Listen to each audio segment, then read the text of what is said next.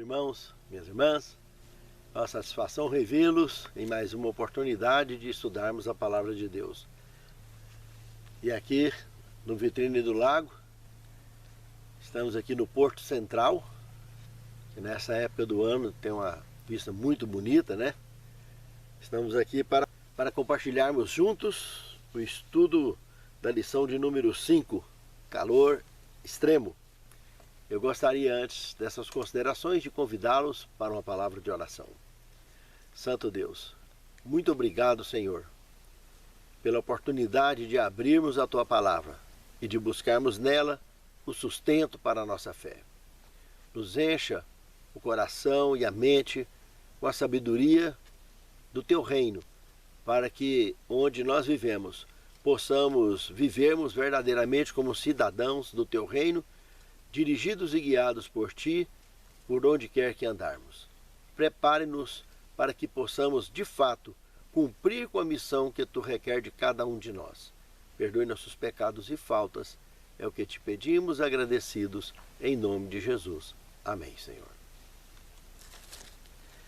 Calor extremo. Isaías capítulo 53, verso 10 diz o seguinte: Ao Senhor agradou esmagá-lo, fazendo-o sofrer. Quando ele der a sua alma como oferta pelo pecado, verá a sua posteridade e prolongará os seus dias, e a vontade do Senhor prosperará nas suas mãos. Aqui é uma mensagem, uma profecia dirigida de foco direto ao Messias, mostrando que Deus chegou a uma conclusão, Pai, Filho, Espírito Santo, que esse sacrifício do Messias seria indispensável para o êxito do plano da redenção. Então Cristo, inclusive, o Filho, como ser divino, concordou com esse projeto, fez parte desse projeto, desse plano, e ele se ofereceu em comum acordo com o Pai, com o Espírito Santo, em assumir esse papel do, Messias e de Cordeiro, que faria nada mais nada menos do que o papel do Cordeiro sacrificial, mas um Cordeiro esse que é um Deus que se tornaria como um de nós, como ser humano, viveria de forma perfeita sem usar os seus poderes nenhuma vez. Lembra do exercício que ele fez lá nos dias de Jacó, há mais de 1500 anos antes de Cristo? Está lembrado? Lá no Vale do Jaboque? Pois é, o Filho de Deus fez esse teste lá, de lutar com Jacó, de lutar com um homem e lutar a noite inteira, porque ele se igualou de força a força, homem a homem, para lutar com ele. Ele não usou seus poderes, senão num estalo de dedo só ele teria destruído, não só ele, mas destruiria o universo se ele quisesse. Mas ele se fez homem lá, já treinando para viver a verdadeira cena de luta que iniciaria quando nascesse, fortaleceria grandemente, intensamente, quando iniciasse o seu ministério após o seu batismo, abrindo uma batalha direta já lá no deserto, na tentação, e lá no Getsêmani seria o pico dessa batalha, onde ele suaria sangue. E com decisão clara de vitória, ele assumiria então a postura definitiva do Calvário, aonde ele pagaria definitivamente o preço, morrendo a morte eterna por mim e por você. Substituiria definitivamente aquela serpente lá do deserto. Lembra que Moisés fez de metal, a mando de Deus, a orientação de Deus, para que quando as pessoas que estavam sendo picadas pela praga das serpentes, eram para eles olhar para aquela serpente de metal na haste, e ao se olhar para ela seria curado. É a mesma serpente lá do Evangelho de João, no capítulo 3, que Jesus estava explicando para Nicodemos. E como Moisés levantou a serpente no deserto, ele também seria erguido da terra e todos seriam atraídos a ele. Esse é o resumo da história do Calvário. Esse é o resumo que aqui, através do profeta Isaías, o Espírito Santo está explicando para nós que Deus orquestrou esse esmagamento desse Messias, ou seja, tirasse férias temporárias, de ser Deus. Deixaria todo o seu poder, toda a sua essência aos cuidados do Pai, do Espírito Santo, e viria, nasceria como um de nós, se tornaria como um de nós, um homem de dor, não usaria os seus poderes enquanto ele não ressuscitasse, que fosse revestido de poder. Mas o preço, tanto que ele explicou no Evangelho de João lá para Nicodemos, né, sobre a serpente, ele estava apontando para Apocalipse 1:5, que ele morreria a morte eterna, a morte no sentido absoluto. O único ser do universo que morreu a morte no sentido absoluto. O resto é sono da morte, vai ressuscitar, não morreu ainda. Então ele morrendo a morte eterna, sem ter pecado, ele poderia ser ressuscitado automaticamente, porque a morte não teria poder sobre ele. Mas bastasse ele ter um fio, um deslize, um fio de cabelo de pecado, ele nunca mais sairia da sepultura. Deixaria de existir esse ser extraordinário, que era nada mais, nada menos do que a segunda pessoa da Santíssima Trindade. Deus em essência. Mas como ele se tornou, como disse Paulo, o segundo Adão, o Adão perfeito então, que consertou a presepada do primeiro, ele ressuscitou. Ressuscitou da morte eterna, justamente porque ele não tinha pecado. E pagou o meu e o seu preço, definitivamente. Então quem aceitar esse sacrifício, amém. Quem não aceitar, lamentavelmente, perderá a oportunidade de voltar a fazer parte de uma raça pura. Pense nisso, amado irmão. Pense nisso, amado irmão. Infelizmente, irmãos, quando a gente olha para esse título, calor extremo, ou por amor ou pela dor, todos nós vamos passar uma ou várias vezes na nossa vida. Sabe por quê? Porque enquanto Deus vê que tem chance de nos salvar, Ele permitirá nós passarmos por essas situações. Justamente para que possamos ser purificados, purificados em Cristo. Esta mensagem do Crisol que esse trimestre está nos trazendo tem esse objetivo, esse foco, de nos mostrarmos que nós podemos ser sim purificados no Crisol do Senhor. Pense nisso, é muito profundo. No segundo tema, Abraão no Crisol. Analisando Gênesis capítulo 22, verso 1 e 2, irmãos, aqui nós temos uma experiência muito impactante que esse patriarca viveu. Mas é muito comum, dentre os estudiosos, ao analisar esse conteúdo, enxergar só Abraão, só a fé de Abraão. Esse crisol aqui que Abraão entrou, nós estamos falando de alguém, irmãos, que desde que ele tinha 75 anos de idade, como nós temos revelado nas Escrituras Sagradas, quando ele saiu lá de Harã, na ocasião em que o pai dele então morreu, Terá, lembrar que antes ainda teve alguns anos, quando ele saiu de Ur dos Caldeus, como quando o pai então era o líder da caravana. Então o pai morre quando eles estavam estabelecidos já em Harã, durante uma temporada. E ali em Harã, ao Terá morrer, Abraão assume a caravana. E quem tinha sido chamado? Foi Terá ou foi Abraão? Foi Abraão, mas ainda tinha o pai dele, quando ele estava lá em Ur dos Caldeus. Mas se considerarmos só o período de Araã para cá, quando chegou aqui no Moriá, irmão, já tinha 41 anos que Abraão, só de Harã até ali, já convivia abertamente com Deus, já tinha vivido diversas e diversas experiências. Nós estamos falando, irmãos, que no Moriá, Abraão estava então com 116 anos de idade aproximadamente, e o seu filho, Isaque, já tinha seus 16 anos. Pela cultura da época, já era maior de idade. Essa submissão dele ao seu pai e a Deus era completamente, absolutamente espontânea, irmãos. Ele, nessa idade, não tinha quem segurava ele mais. Se ele quisesse correr e abrir no mundo, ninguém ia pegar esse moço com 16 anos. E o seu pai com 116.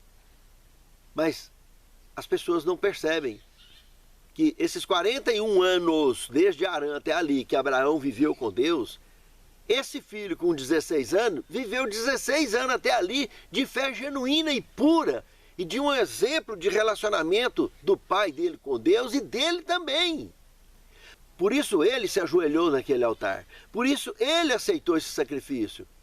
Tanto Abraão quanto Isaque, nessa experiência do Moriá, viveram juntos o mesmo crisol de fé, e determinação e certeza de que Deus era com eles. Nenhum dos dois titubeou quanto às providências divinas. Não foi fácil ter que chegar até o momento dele erguer o cutelo, tanto para o filho se abaixar, aceitar, estender o pescoço como se estivesse estendendo a cabeça, estendendo o corpo para um carrasco decapitá-lo, se entregar ao seu próprio pai, como para o pai erguer o cutelo em cima do altar para decapitar o filho. Irmãos, ele viveu um crisol extremo até o último instante, quando aquele anjo então veio do céu impedindo toda essa situação, que tanto Abraão quanto Isaac tinha certeza absoluta que no mínimo esse moço seria ressuscitado, sem nenhum arranhão. Todos dois tinham essa fé de forma absoluta. Sara com certeza não participou desse crisol, ela nem sabia disso aí. Ela foi conhecer depois que eles voltaram, porque havia garantia de que ele voltaria. Ela sabia que ele foi lá fazer sacrifício, mas jamais passou pela cabeça dela que seria do próprio filho. O próprio filho só soube lá na hora e Sara só soube depois que eles voltaram, porque Abraão já tinha garantido para ela que voltaria com o menino. Quando nós chegamos nesse alto índice de temperatura dos crisóis de nossa vida, meus irmãos, como foi o caso de Abraão e Isaac, basta um vacilo às vezes, irmãos, para a gente pôr tudo a perder. Quando chega no momento mais tenso do crisol, a nossa fé deve estar bem consolidada, como estava a fé de Abraão e de Isaac ao subir o Moriá. Como estava a fé de Abraão e de Isaac no ato da revelação ali de frente do altar, aonde ambos aceitaram juntos entrar nesse crisol.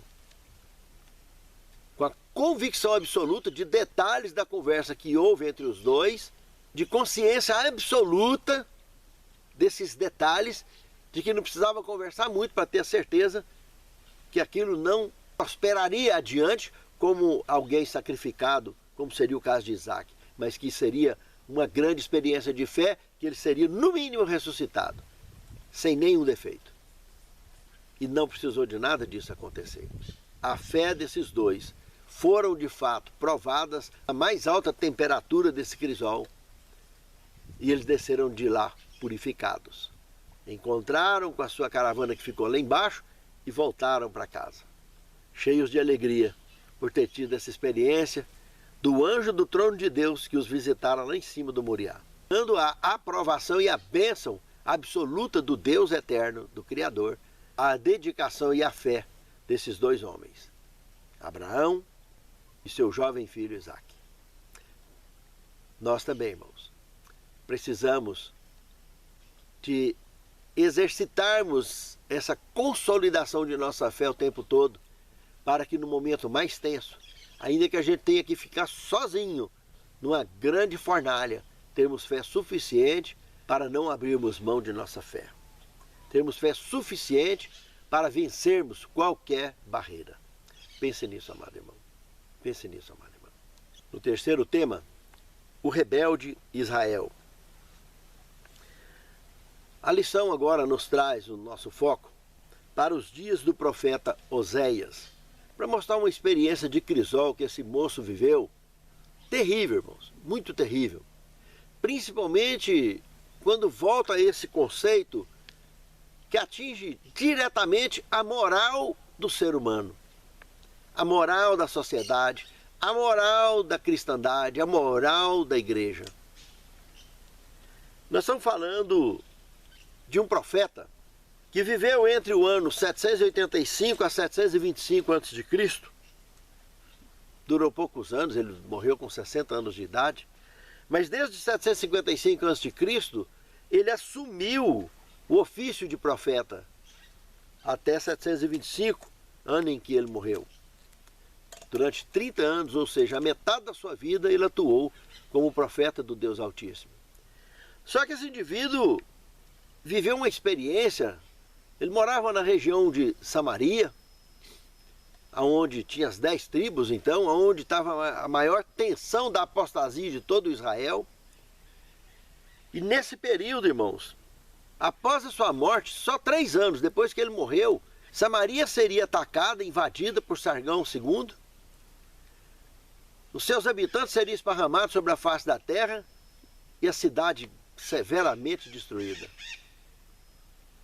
Esse indivíduo, Deus o fortaleceu com poder para ele viver uma experiência tão estranha, irmãos, tão difícil de se engolir, porque mexe exatamente na moral da natureza humana, da sociedade, da igreja. A esposa dele, que se chamava Gomer, era uma meretriz. Ela se deitava com qualquer um que ela achava na frente. E ela teve filhos, vários filhos. E Deus usou essa relação, orientando ele que ele deveria perdoá-la e deveria estar com ela, porque era exatamente isso que ele queria que Israel entendesse, que era a relação que ele estava tendo com essa mulher, com essa igreja. O povo de Deus é vista como esposa do Senhor. Deus estava tentando mostrar que o tempo todo que se relacionava com Israel, Israel estava se prostituindo com divindades pagãs, se prostituindo com costumes e hábitos antibíblicos, com atitudes completamente abomináveis, numa relação com o Deus perfeito, com o Criador, com o mantenedor, de quem cuidava e cuida de todas as suas criaturas. Isso é que Deus estava passando de constrangimento se relacionando com um povo tão infiel e tão abominável como estava fazendo Israel. Mas Deus só manteve essa relação para mostrar que no meio desses filhos que surgiria, no meio de tudo isso, algum DNA bom surgiria ainda, o suficiente para que pudessem ainda surgir pessoas salvas na sua descendência, pessoas melhoradas na sua genética. Se não fosse isso, Deus já teria eliminado, exterminado com essas tribos de Israel, já naquela época. Mas Deus sabia que naquela descendência seria suficiente um relacionamento para que tanto de filhos legítimos como de filhos pela fé, que pudessem amanhã ser identificados como filhos de Abraão, tanto os legítimos quanto pela fé, como diria Paulo mais tarde. Graças a isso, chegou a mim e a você essa palavra, essa orientação e essa experiência que o profeta Oséias viveu, tendo uma esposa desse jeito, filhos assim, e um relacionamento tão difícil e tão tenso, do ponto de vista moral, social e religioso. São crisóis que nós, como rebeldes que somos, por que somos? Porque nós conhecemos a verdade, irmãos, e ignoramos a verdade. Quando nós mergulhamos de forma consciente na decisão de fazer aquilo que não agrada a Deus. Na decisão de cozinhar a nossa fé no banho-maria, ao invés de colocar fogo e fazer com que ela prospere. Tem pessoas que ficam cozinhando, empurrando com a barriga. Não, amanhã eu vou viver uma vida melhor. Eu vou viver um relacionamento melhor com Deus. Sempre prometendo para Deus que vai melhorar, que vai consertar, que vai corrigir. E continua do mesmo jeito, no fundo, ao invés de deixar Deus dirigir, eles tentam dirigir a Deus. As suas orações não passam do teto, porque eles querem fazer modificação em Deus, e não se ajoelham para que eles sejam modificados por Deus. Enquanto não permitirmos que o nosso coração seja de fato guiado por Deus, irmãos, não conseguiremos viver uma fé consolidada. Isso é um ato de rebeldia, que vai sempre fazer, de alguma forma, por amor operador, ou enfrentarmos situações semelhantes à de Abraão com Isaac, lá no Moriá, ou situações semelhantes até mesmo à de Oséias com Gomer. Para que possamos entender de uma vez por todas que quem é o dono da vida, quem dá a vida e quem tira a vida é Deus. Que nós temos que fazer não é a nossa vontade, é a vontade dele. Nós somos centelhas do seu crisol. Nós somos gotas da sua criação. Somos criaturas desse Criador. Somos feitios de suas mãos. Só temos vida conectados com Ele.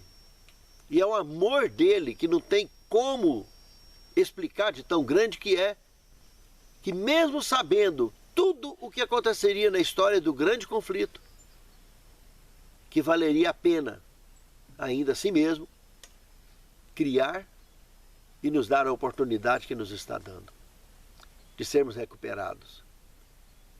Se nós vermos naquela batalha que teve no céu, lá no Apocalipse capítulo 12, verso 3, mostra que 1/3 parte só dessas estrelas do céu que cairia. Ou seja, da criação de Deus. 2/3 se salvaria, irmãos. É muito mais os que estão salvos no universo do que os que estão perdidos. Agora, é claro, dos que estão perdidos, a minoria vai se salvar. Mas ainda vale a pena, ainda que só 1/3 se salve, ainda que nem 1/3 se salve, mas ainda que fosse por um só homem, por uma só mulher, Cristo teria feito todo esse sacrifício para salvar ainda que fosse uma única alma. E nós sabemos que lá no Apocalipse revela uma incontável multidão de salvos de todos os tempos que estarão naquele mar de vidro, indo em direção à cidade santa para viver para sempre com o Senhor. Pense nisso, amado irmão. Façamos parte desse grupo, dessa grande multidão que estará lá naquele mar de vidro. Mas para isso, precisamos de consolidar a nossa fé hoje. Precisamos de ter ações que demonstrem de fato que a nossa fé está sendo consolidada. Que Deus nos abençoe, porque os crisóis de nossa vida, irmãos, não é um crisol que serve para todos. São crisóis adequados a cada tipo de cristão. São preparados adequadamente para cada um, do jeito que Deus sabe que vai resolver o meu e o seu problema. E ao aceitarmos esse crisol do Senhor, conectados com Ele, numa fé consolidada, é que nós entraremos e sairemos desse crisol com vitória. Pense nisso, amado irmão. Pense nisso, amada irmã. No quarto tema, sobrevivendo por meio da adoração. Aqui agora entra um outro indivíduo que enfrentou um crisol muito, mas muito tenso. Jó. Jó foi contemporâneo de Abraão. Quando Abraão saiu de Harã, vindo em direção à Palestina, passou pela Síria e deixou ali esse discípulo da fé. E foi um homem, provavelmente, eu não tenho dúvida de dizer isso, ele se destaca entre os principais, se não o principal, amostruário de fé viva deixado sobre a face deste velho mundo. Ninguém teria superado ainda o padrão de fé desse moço, Jó. Só mesmo o próprio Cristo. Jó, sem conhecer os propósitos de Deus, os bastidores que estão por trás das cortinas dos acontecimentos da história do universo, ele aceitou um chamado muito duro que, quando nós recebemos esse chamado Ministério da Dor, sem explicação, sem porquês, pessoa boa, bacana, faz tudo direitinho, se alimenta direitinho, de repente tem que entrar no Ministério da Dor, com uma doença incurável, numa deficiência sem retorno, entrar na trilha que vai consciente para a cidade dos mortos. Irmãos, não é fácil manter uma fé consolidada numa missão dessa. A gente leva uma vida às vezes tranquila, relativamente muito boa comparada com a situação que muitos enfrentam. Eu já vi jovens, mocinhas com 18 anos, com câncer, retornando fezes pela boca. Já vi uma jovem mulher também com 28 anos, da mesma forma. Já vi um homem com mais de 70 anos, também da mesma forma. Tendo o câncer, comendo a pessoa por dentro, irmãos, abrindo de dentro para fora, sentindo a carniça humana em vida. Irmãos, por mais que alguém possa ter feito coisas erradas nessa vida, é muito, mas é muito duro assistir uma cena dessa. A gente viver o ministério da dor, aceitar esse ministério, independente de ter feito alguma coisa para isso ou não. Mas se não tiver feito, pior, irmãos. Pior ainda. Para entender exatamente o que Jó passou aqui. Jó não fez nada para passar pelo que ele estava passando. E mal sabia ele que o próprio Deus garantiu pela fé dele sabia por antecipação o nível de fé consolidada que tinha aquele moço. Esse discípulo de Abraão. Não foi à toa que ele recebeu tudo em dobro, depois de tudo que ele passou. Ele foi ao fundo do poço, perdendo a própria saúde, coçando com um caco de telha as suas feridas pelo seu corpo todo, sentindo a sua própria pele, a carniça do seu próprio corpo, e abandonado e deixado por todos à sua volta, tendo perdido tudo que ele tinha de patrimônio, sendo atacado severamente pelo príncipe das trevas deste mundo. Realmente, irmãos, nem sempre nós enxergamos além do véu da realidade do universo. Nós não conhecemos. Mas uma verdadeira adoração nos dá capacidade para não só aceitar, como com o tempo, quem sabe, receber de Deus flashes que seja, de vislumbres além desse véu, e podermos consolidar a nossa fé de maneira mais tremenda ainda, como foi a experiência de Jó, dentre todos aqueles que viveram semelhantes experiências. Lembra da experiência dos 3 príncipes hebreus nos dias de Daniel, né? Os homens que jogariam aqueles 3 moços na fornalha de Nabucodonosor morreriam carbonizados, só de chegar perto da fogueira. E os 3 entraram andando lá dentro. E ficaram como se estivesse numa sala com ar-condicionado, e ainda o Filho de Deus passou a andar com eles lá dentro. Por quê? Porque eles sobreviveram em meio à adoração o tempo inteiro. Eles não se renderam àquela apostasia. Eles se mantiveram adoradores do Deus verdadeiro e foram protegidos diretamente por esse Deus. Pense nisso. É muito bonito isso. E o mesmo acontece comigo e com você se nos consolidarmos em nossa fé da mesma maneira. Mas só uma verdadeira adoração nos dará essa condição de atravessarmos e vencermos essas barreiras. No 5º tema, sobrevivendo pela esperança. Irmãos, aqui já entra agora em algumas experiências que Paulo viveu, muito curiosas. Paulo comenta de situações tão interessantes aqui, como a que nós temos aqui em 2 Coríntios capítulo 1, verso de 8 a 9. Não queremos, irmãos, que vocês fiquem sem saber que tipo de tribulação nos sobreveio na província da Ásia. Foi algo acima das nossas forças, a ponto de perdermos a esperança até da própria vida. De fato, tivemos em nós mesmos a sentença de morte para que não confiássemos em nós mesmos, e sim no Deus que ressuscita dos mortos. Irmãos, a gente não sabe exatamente que tipo de tensão, de experiência que ele viveu lá na Ásia, junto com algumas pessoas, mas que a única esperança que sobrou nele foi a esperança da ressurreição, irmãos.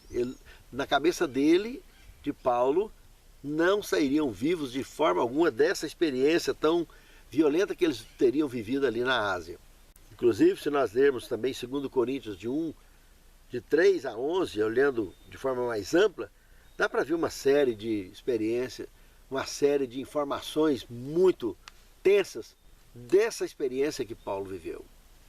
Quando nós olhamos para 2 Coríntios, no capítulo 11, do verso 23 ao verso 29, ele entra detalhando também outras formas de experiências, de sufoco que ele teria passado. E a mais curiosa que eu vejo delas todas é essa que ele comenta aí na altura do verso 25 de 2 Coríntios capítulo 11, que ele teria passado uma noite e um dia no abismo.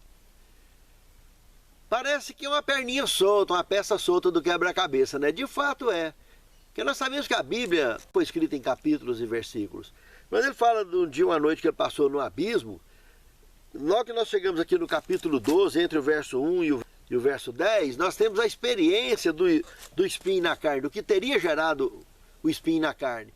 Que ele comenta que teria sido há 14 anos atrás. Então, se há 14 anos atrás, nós temos que nos projetar anterior ao período em que foi escrito o livro de Coríntios e o livro de Gálatas, o livro de Romanos, que todos foram escritos na mesma época. 14 anos depois dele ter vivido, de fato, essa experiência do então espinho na carne. O espinho na carne que ele comenta aqui, irmãos, na realidade, é o que nós temos revelado lá em Romanos, no capítulo 7. É o grande conflito que ele vivia entre o velho homem e o novo homem, a nova criatura e a velha criatura, entre o homem carnal e o homem espiritual. Mas ele, quando ele fala de um período de 24 horas que ele teria passado no abismo, esse abismo é o mesmo de Gênesis, lá no capítulo 1, verso 1 em diante, onde ele está tratando do espaço sideral. Ele está mostrando que ele passou fora do planeta Terra, quando ele diz isso aqui. Esse período, que no capítulo 12, então, entre o verso 1 e 2, é o arrebatamento que ele teve ao terceiro céu.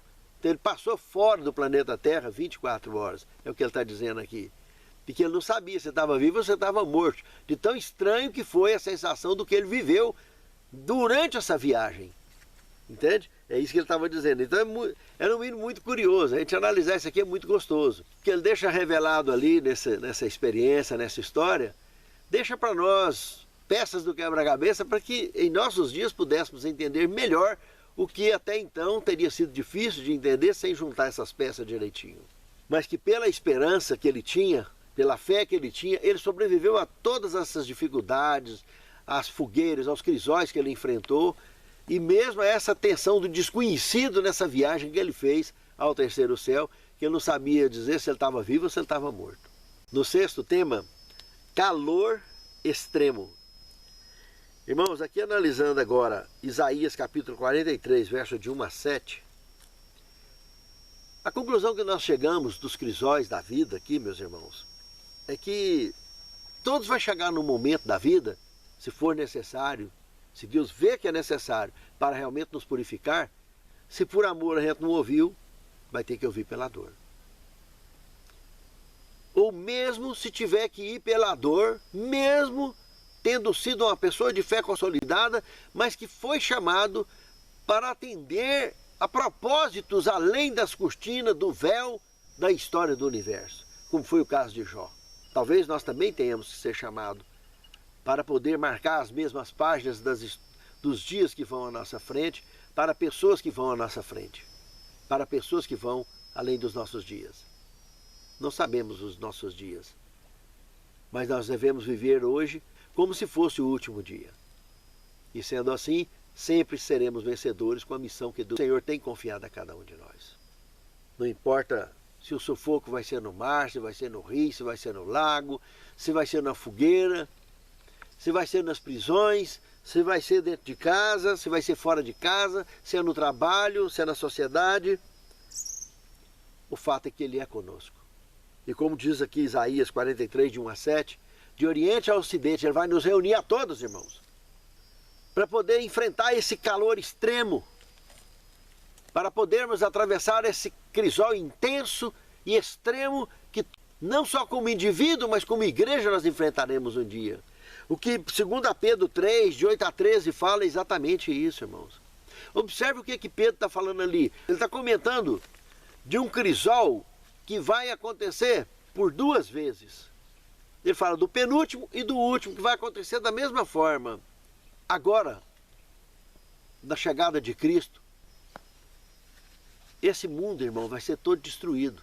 Como será destruído depois do milênio novamente, que os ímpios estarão ressuscitados e se preparando no planeta Terra para cercar a Cidade Santa e atacar a Cidade Santa. E ele vai ser destruído de novo. Só que a diferença, nessa primeira vez agora que vai ser destruído, eles vão morrer, mas vão ressuscitar no finalzinho do milênio, para que possam então passar aquele pouco de tempo que Apocalipse 20, verso 3 comenta, se preparando para atacar a Cidade Santa. E aí vai ter a destruição definitiva.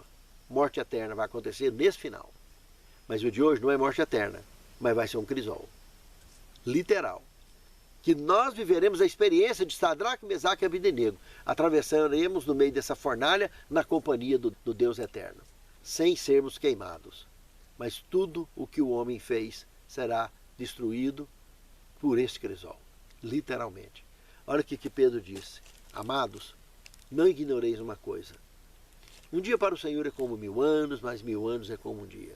O Senhor não retarda a sua promessa. Ele é longânimo, não querendo que ninguém se perca, mas que todos venham ao arrependimento.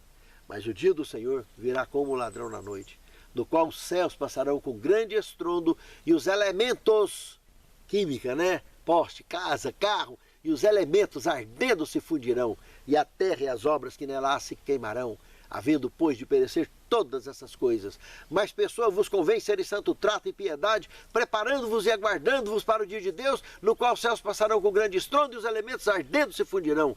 Mas nós, segundo a sua promessa, aguardamos novos céus e nova terra, nos quais habita a verdadeira justiça. Viu, irmãos? Lá no final do milênio, quando a terra se tornar um lago de fogo e enxofre, quando a terra representar a parábola do rico e Lázaro, definitivamente, seio de Abraão, os que estão dentro da cidade com o Senhor, e o rico do lado de fora, querendo ter uma gotinha d'água que não adianta nada, é o sufoco do desfecho do conflito. Será destruído eternamente. Ninguém que está lá dentro passa para fora e nem que está lá fora passa para dentro. Resultado definitivo das escolhas. A operação do erro completou o seu êxito, o seu ponto. Deus luta durante o tempo da graça para que aceitemos a verdade. As pessoas preferem viver na mentira. Quando Deus disser está feito, Ele libera a operação do erro para que as pessoas acreditem na própria mentira da vida que eles optaram para ela. A própria decisão de cada um de nós fará com que as pessoas mergulhem na operação do erro, definitivamente, e colha os resultados de suas escolhas. Mas se por outro lado nós aceitamos a verdade o tempo todo e priorizamos a verdade, na operação do erro jamais nos atingirá. E nós seremos vitoriosos, atravessaremos nessa fornalha, iremos ao encontro com o Senhor nos ares, estaremos para sempre com o Senhor no reino eterno. Voltaremos a fazer parte de um reino eterno. Seremos redimidos de fato. Sétimo tema, fogo refrescante. Esse fogo da fornalha, viu? Atravessando refrescadamente, porque tivemos a fé consolidada. É o que nós temos aqui em Patriarcas e Profetas, 99, que diz o seguinte: Deus sempre tem provado o seu povo na fornalha da aflição. É no calor da fornalha que a escória se separa do verdadeiro ouro do caráter cristão. Jesus vigia a prova. Ele sabe o que é necessário para purificar o precioso metal, para que este possa refletir o brilho de seu amor. É por meio de sofrimentos severos e decisivos que Deus disciplina seus servos. Ele vê que alguns têm capacidade que poderão ser empregadas no avanço de sua obra e põe essas pessoas à prova. Em sua providência, ele as leva a posições que provem seu caráter. Mostra-lhes as suas debilidades e ensina a buscar nele o apoio, pois ele é o único auxílio. Ó Senhor, santifica-nos, Senhor, na Tua palavra, porque a Tua palavra é a verdade. Capacita-nos, Senhor, ao entendimento da Tua vontade. E possamos definitivamente, com a Tua graça e com o Teu apoio, cumprirmos com a missão que Tu tem confiado a cada um de nós. Que nós e os nossos lares representados nessa oração sejamos contados dentre aqueles que marcharão para dentro dos portais da Cidade Santa.